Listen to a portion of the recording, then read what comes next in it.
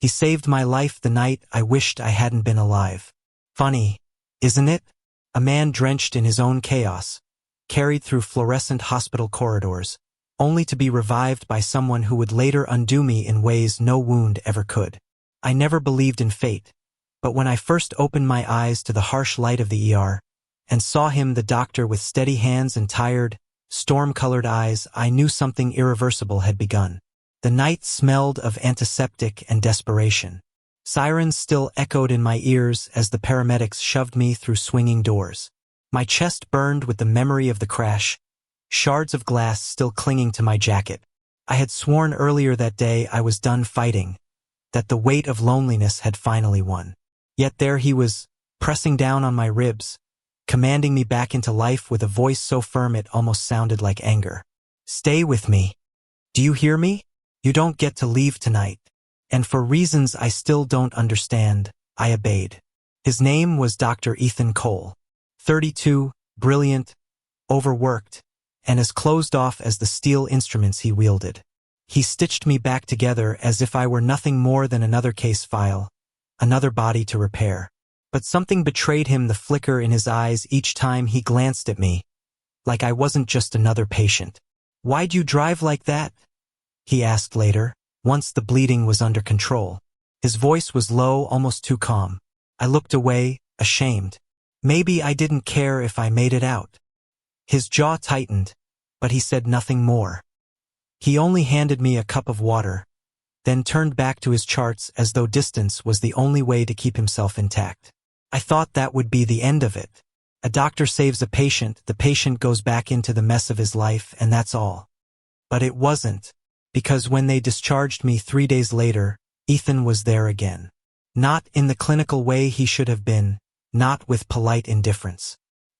He stood in the doorway of my room, still in his scrubs, exhaustion written across his face. "You have someone picking you up?" he asked. I almost laughed. "No one waits for me." He didn't respond right away. He just studied me too carefully, like he was dissecting every layer of my truth. Then he nodded, shoved his hands into his pockets and said, "Then I'll drive you." That was how it began. A ride home that should have been silent but wasn't. The radio hummed some old rock ballad, and I stared out the window, counting the passing streetlights. But I could feel him watching me from the driver's seat, not like a doctor anymore, but like a man who wanted to ask questions he had no right to ask. "Look," I said finally, my voice brittle, "you don't have to do this. I'm not your responsibility." He gripped the wheel tighter. "Maybe not, but you are human. That's enough." Those words cut deeper than any scalpel. Human. Enough. Two things I hadn't felt in years. The apartment I called home was little more than a cracked wall and a leaky sink, the kind of place where loneliness clung to every corner. Ethan glanced around as I fumbled with the keys, his brow furrowed. "You shouldn't be living like this," he muttered. I shrugged. I shouldn't be living at all, remember? The silence that followed was unbearable. He wanted to argue. I could see it in the tightening of his jaw, but instead he just sighed. "Get some rest." And his eyes softened for the first time. "Don't make me have to save you again." I tried to tell myself that was the last time I'd see him. Doctors don't follow patients home. They don't cross the invisible line between healing wounds and healing lives. But Ethan Cole wasn't just any doctor, and somehow, without meaning to, he kept finding me. He showed up a week later, outside the dingy bar where I nursed cheap whiskey like it was medicine. I don't know how he found me, but when I staggered into the alley, there he was. "You trying to undo my work?" he asked, voice sharp with frustration. "Maybe," I admitted, swaying on my feet, and before I collapsed, he caught me. Strong arms, steady heartbeat, the scent of soap and coffee clinging to him. For the first time in years, I didn't push someone away. I woke the next morning on his couch. His apartment was everything mine wasn't: clean, quiet, filled with traces of a man who lived alone but lived with discipline.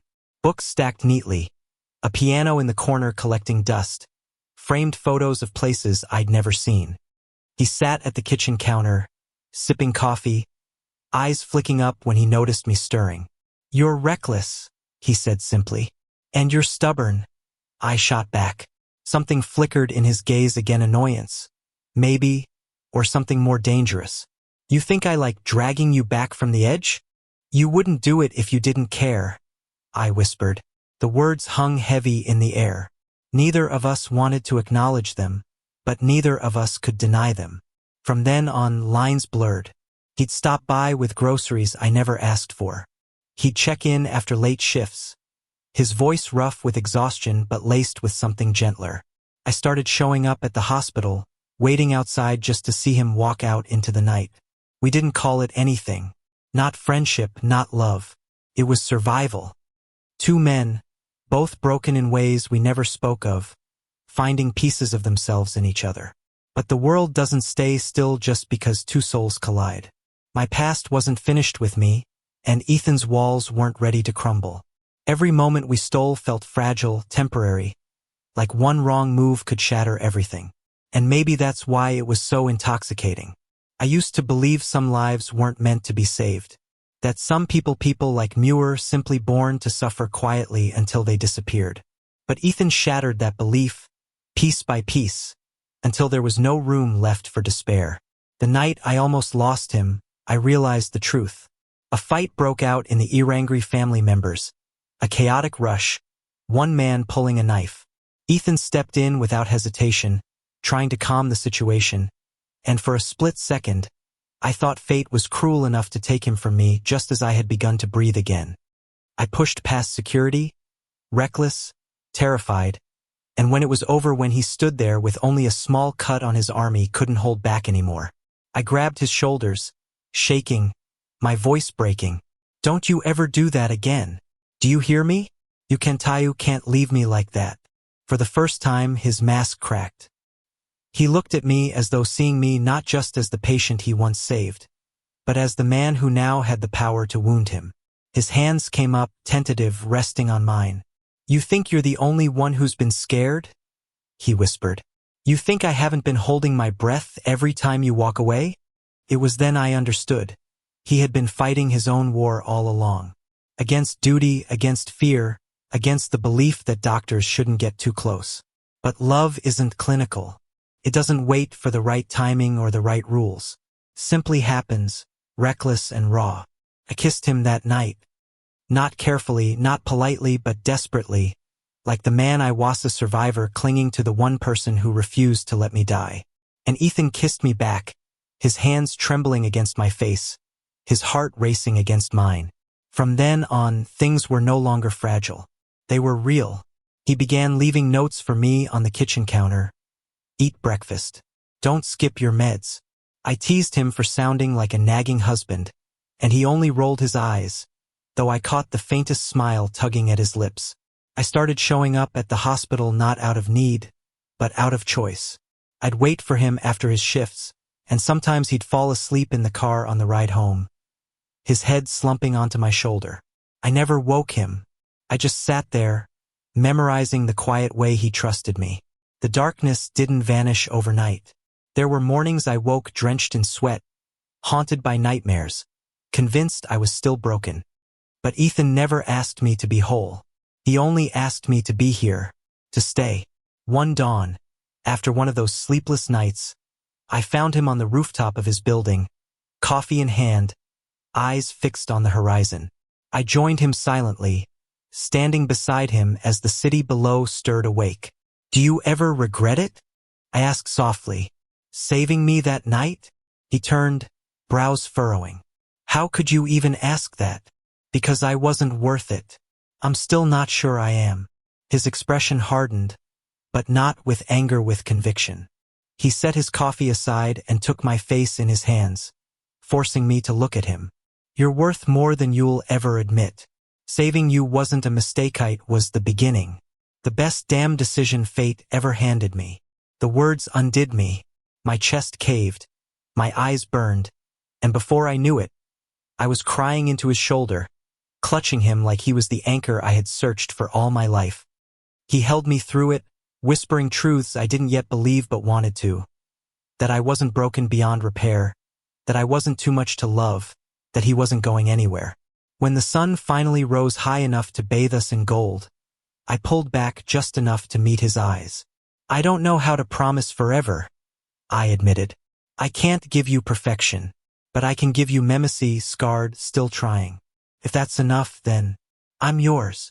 His lips curved, gentle but certain. It's more than enough. And if you'll let me, I'll keep reminding you every day. We kissed again. Slow this time, the kind of kiss that felt less like desperation and more like a vow. A vow carved not in grand declarations, but in the quiet certainty that two broken men had found something whole in each other. As the world around us buzzed awake, I realized this wasn't the ending I had once imagined, dark, lonely, final. This was something new. A chapter one hadn't thought I deserved, yet somehow had stumbled into. Ethan didn't just save my life. He gave me a reason to keep living it. And somewhere between the stitches and the silences, the late-night arguments and the fragile dawns, he stole something I thought I'd never have again. My heart. And for once, I was glad it was stolen. Thank you for listening. Don't forget to like and subscribe to stay updated with the latest videos.